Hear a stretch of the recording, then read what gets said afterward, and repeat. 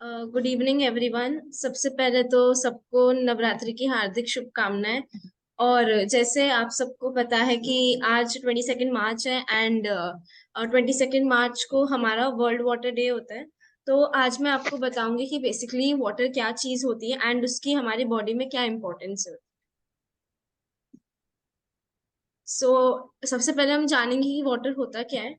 तो एक वाटर एक माइक्रो न्यूट्रिएंट है इन द सेंस कि वो बॉडी में बहुत ज्यादा अमाउंट में चाहिए। तो सबसे पहले जो माइक्रो न्यूट्रिएंट जो वर्ड है उसका मतलब क्या है। मैक्रो न्यूट्रिएंट जो वर्ड है उसका मतलब क्या है। तो सबसे पहले मैक्रो न्यूट्रिएंट है, यानी कि मैक्रो का मतलब होता है ज्यादा अमाउंट में, बड़ा, मतलब कोई चीज जो बहुत बड़ी हो। तो यानी कि जो वाटर है वो हमारे बॉडी में बहुत ज्यादा अमाउंट में चाहिए होता है, इसके उसको हम मैक्रो न्यूट्रिएंट बोलते हैं।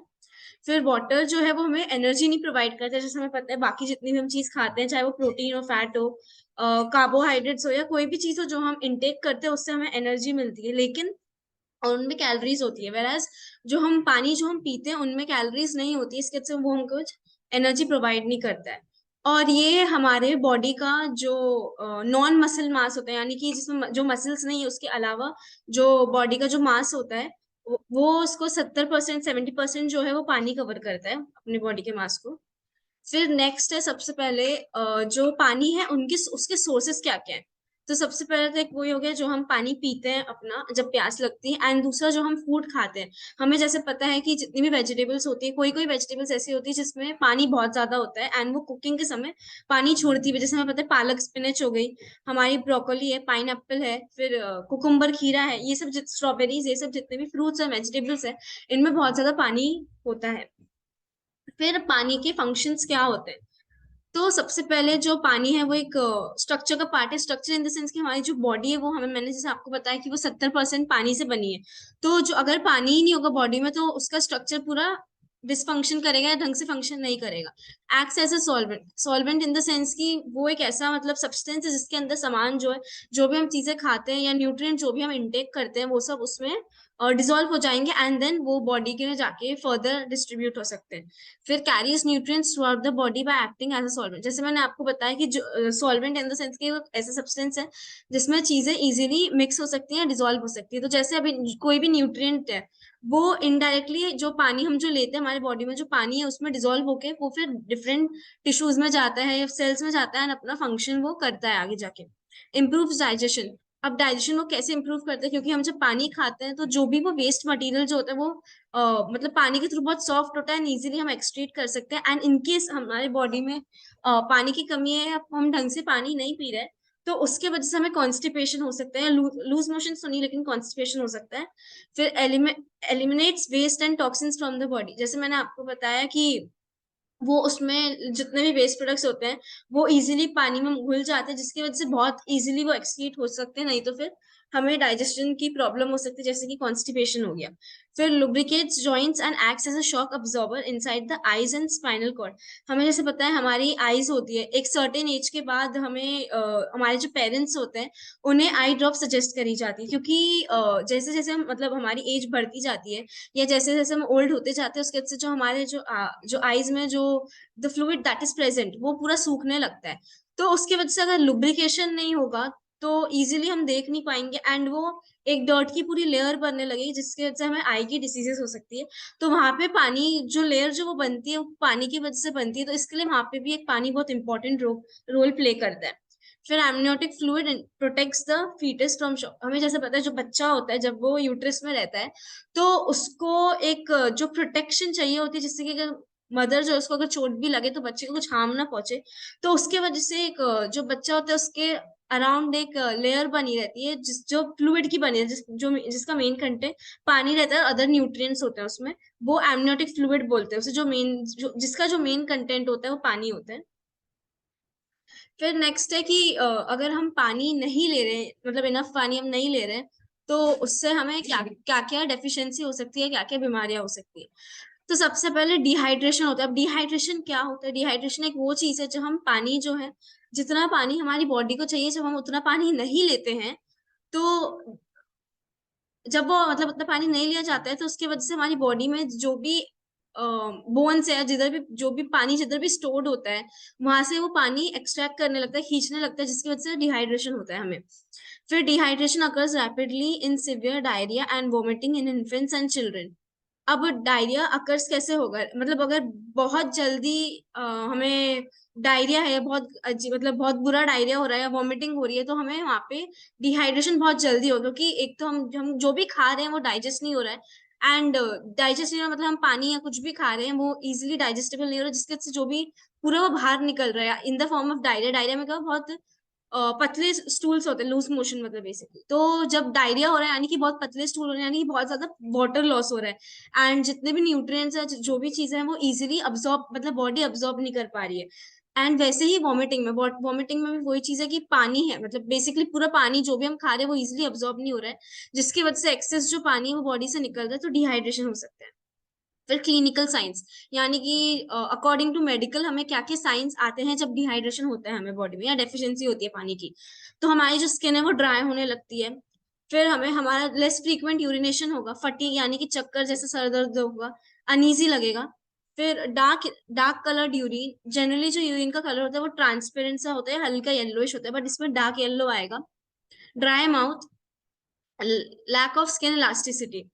फिर हमें जैसे पता है कि हमारे स्किन के लिए, हमारी जो स्किन है ह्यूमन स्किन, उसके लिए पानी बहुत इंपॉर्टेंट न्यूट्रिएंट है उसको इलास्टिक बनाने के लिए। तो अगर हम इनफ पानी नहीं पियेंगे तो जो हमारी जो स्किन की इलास्टिसिटी होती है वो लूज होने लगती है। फिर थेरेपी फॉर माइल्ड डिहाइड्रेशन, यानी कि अगर किसी को माइल्ड डिहाइड्रेशन है तो हम उसके लिए उसको कैसा ट्रीटमेंट दे सकते हैं, या हमें जैसे पता है कि उसको माइल्ड डिहाइड्रेशन हो रहा है तो उसके लिए क्या प्रिकॉशंस हैं या क्या चीजें हम ले सकते हैं। फिर इंक्रीज फ्लूइड इंटेक, हमें अपना फ्लूइड का इंटेक बढ़ाना है, यानी कि एक तो सबसे पहले हमें पानी का इंटेक बढ़ाना है। सेकेंडली हम नॉट ओनली पानी, हम बाकी जितनी भी लिक्विड, जितनी भी फ्लूइड की वेजिटेबल्स होती है, यानी कि जो भी फ्रूट्स हो गए, जितनी भी वेजिटेबल्स है जिसमें पानी बहुत ज्यादा है, उनका इंटेक बढ़ा सकते हैं।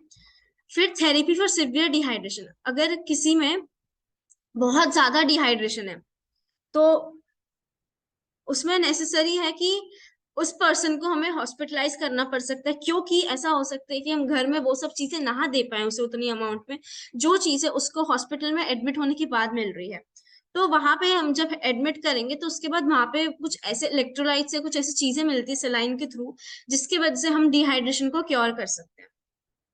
फिर अगर जैसे अभी तो मैंने आपको डेफिशिएंसी बताया, तो अभी हमें जैसे पता है हम कोई भी चीज खाते हैं, ना तो वो हमें ना तो वो हमारी बॉडी के लिए एक्सेस में अच्छा है और ना कम में अच्छा है। तो अगर हमें एक्सेस है तो भी हमारी बॉडी को प्रॉब्लम होने वाली है, एंड अगर इफ इट इज इन मोर तो भी हमारी बॉडी को प्रॉब्लम होने वाली है। तभी हम टॉक्सिसिटी जानेंगे, यानी कि जब हमारी बॉडी में पानी का एक्सेस हो रहा है, तो हमारी बॉडी में जब पानी का एक्सेस होता है यानी कि इतना ज्यादा अमाउंट बढ़ जाता है कि जो हमारी किडनीज होती है, हमें जैसे सबको पता है कि किडनीज का मेन रोल एक्सक्रीशन का होता है। तो जब हमारी बॉडी में पानी का अमाउंट बढ़ जाता है तो उसको किडनीज के ऊपर बहुत ज्यादा प्रेशर आता है उसको एक्सक्रीट करने की वजह से। तो फर्स्टली एक तो यही हो सकता है कि हमारी जो किडनीज है उसके ऊपर इतना ज्यादा प्रेशर आ रहा है, तो किडनीज डैमेज हो सकती है। जब किडनीज डैमेज हो जाएंगी तो एक्सक्रीशन ढंग से नहीं होगा, एंड जब एक्सक्रीशन ढंग से नहीं होगा तो बॉडी में जो है वो टॉक्सिन्स जमा होने लगेंगे। जब बॉडी में टॉक्सिन्स जमा होने लगेंगे तो नॉट ओनली वाटर की बीमारियां हमें आएंगी, लाइक नॉट ओनली डिहाइड्रेशन होगा क्योंकि पानी बहुत ज्यादा हो रहा है तो इजीली अब्सॉर्ब तो नहीं, तो डिहाइड्रेशन हो सकता है।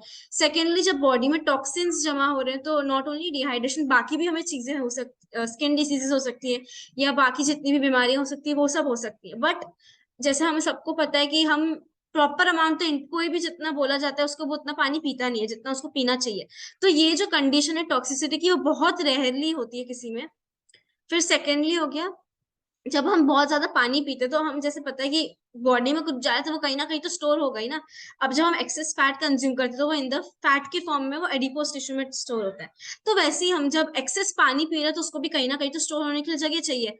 बट जब पानी पूरा यूटिलाइज, मतलब जगह ही नहीं बची है उसको, क्योंकि हम एक्सेस ले रहे हैं, जितना हमें जरूरत था उतना उसने स्टोर कर लिया, बट जब उससे एक्सेस बॉडी में जा रहा है तो वो हमें स्वेलिंग होगी। और मेनली स्वेलिंग हमें फीट और लेग्स में इंडिकेट होगा सबसे पहले वहीं पे। फिर सेकेंडली जब एक्सेस पानी कंज्यूम कर रहे हैं, कोई भी, नॉट ओनली पानी, हम कोई भी लिक्विड फ्लूइड बहुत ज्यादा पी जिसमें पानी का कंटेंट ज्यादा हो बिकॉज लिक्विड है, तो सबसे पहले तो जैसे मैंने आपको बताया किडनी के डिसऑर्डर्स हो सकते हैं, यानी कि किडनी डिसफंक्शन हो सकता है, किडनी फेलियर हो सकता है, वो सब होगा। फिर उसके बाद से जब किडनी प्रॉपरली फंक्शन नहीं हो रही तो यूरिनेशन अच्छे से नहीं होगा, जिसकी वजह से टॉक्सिन्स जमा होंगे बॉडी में, एंड हमें डिफरेंट टॉक्सिन्स की वजह से प्रॉब्लम्स हो सकती है। मेनली स्किन डिसीजेज जो टॉक्सिन्स की वजह से होती है, एंड इम्यूनिटी भी अपनी कम हो जाएगी।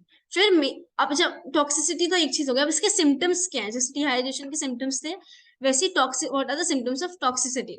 तो टॉक्सिसिटी की सबसे पहला था कई सिम्टम है कंफ्यूजन, मतलब हम कोई भी चीज करने चाहते हैं, हमें उसमें बहुत ज्यादा कंफ्यूजन होता है कि समझता नहीं कैसे करे कैसे नहीं करे।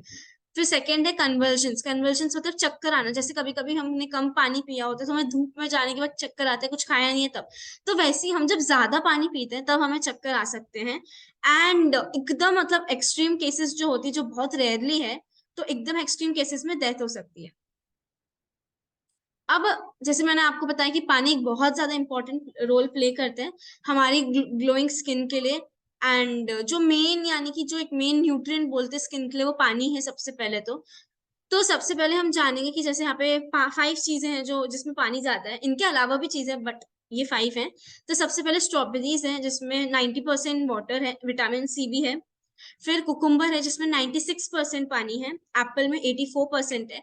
सेलरी जो एक ग्रीन लीफी वेजिटेबल है जिसमें विटामिन ए भी मिलता है, उसमें 95% है। टोमेटोज में जिसमें विटामिन सी भी है एंड B1 भी है, उसमें हमें 93% पानी मिलता है। तो ये तो हमने पढ़ा कि मतलब पानी क्या है, उसकी क्या क्या डेफिशिएंसी, सोर्सेस क्या है, टॉक्सिसिटी क्या है, एंड उसका मेन जो फंक्शन है यानी कि स्किन में वो कैसा है। अब बात आती है कि इस डिहाइड्रेशन को यानी कि हम पानी की कमी को प्रिवेंट कैसे करें। तो सबसे पहले हमें जैसे पता है कि जो भी एक आइडल पर्सन होता है उसका बॉडी का जितना वेट होता है, यानी कि अगर उसका वेट 80 किलो है तो उसको 4 लीटर पानी पीना है, यानी कि अगर हर एक 20 किलो पे उसको 1 लीटर पानी पीना है। तो फॉर एग्जाम्पल कोई अगर 60 केजीज का इंसान है तो उसको 3 लीटर पानी पीना है। तो ये जो 3 लीटर है, अब लोग बोलेंगे कि एक दिन में अगर हम 3 लीटर पियेंगे तो वो बहुत ज्यादा एक्सेस है, बट ऐसा नहीं होता, बिकॉज वो पर्सन टू पर्सन वेरी करता है। अब आपका जो बॉडी वेट है वो आपके हिसाब से है, तो जो पानी आपको जो रिकमेंड करा जाता है वो आपके बॉडी वेट के हिसाब से किया जाता है, एंड जितनी रिक्वायरमेंट आपको, और ये हम एक जनरल ह्यूमन बींग में बोल रहे हैं, यानी कि जिसको कोई भी प्रॉब्लम ना हो, कोई भी डिसीज ना हो, उसका एक नॉर्मल वेट है जो उसको होना चाहिए according to his height, weight, age. उसका सब कुछ नॉर्मल होने के बाद हम ये एक कंडीशन लगाते हैं कि 20 किलो पे हमें इतना लीटर पानी पीना है। सेकेंडली, हम जब भी मोस्टली हमें डिहाइड्रेशन जो होता है वो गर्मियों के समय होता है, बिकॉज गर्मियों के समय हमें not only in the form of urination पानी एक्सक्रीशन होता है, या जो भी एक्सक्रीशन प्रोडक्ट है वो नॉट ओनली उसके थ्रू पानी आता है। हम गर्मी के समय जब बाहर जाते हैं, या हम जब काम पे जाते हैं, कॉलेज जाते हैं, जिधर भी हम जाते हैं, घर के बाहर जब हम निकलते हैं, तो हमें in the form of sweat वहां से पसीना निकलता है। फिर हम कहीं भी अगर जा रहे, कोई भी एक्सरसाइज कर रहे हैं तो हमें स्वेटिंग बहुत होती है, इवेपोरेशन हो रहा है कंटिन्यूसली, तो वहां से पानी का वो हो रहा है, लॉस हो रहा है। तो इसके लिए जो मेन जो डिहाइड्रेशन हम जितना भी हम सुनते हैं, आजकल भी हम देख ही रहे हैं डिहाइड्रेशन लोगों को हो रहा है, इस बिकॉज की गर्मी इतनी है तो हम इनफ पानी नहीं पी रहे हैं। हम बोलते हैं कि 20 किलो पे हमें 1 लीटर पानी पीना चाहिए, बट ऐसा बोला जाता है कि जब गर्मी का सीजन होता है तो हमें 1 लीटर बढ़ाया जाना चाहिए, मतलब अगर 4 लीटर्स कोई पानी उसको रिकमेंड किया गया है तो उसको 5 लीटर पीना चाहिए, बिकॉज गर्मी के सीजन में हमारा एक्सक्रीशन भी उतना ही ज्यादा बढ़ता है। तो ये मेरी तरफ से था वाटर के ऊपर। होप सो आपको समझ आया, और थैंक यू।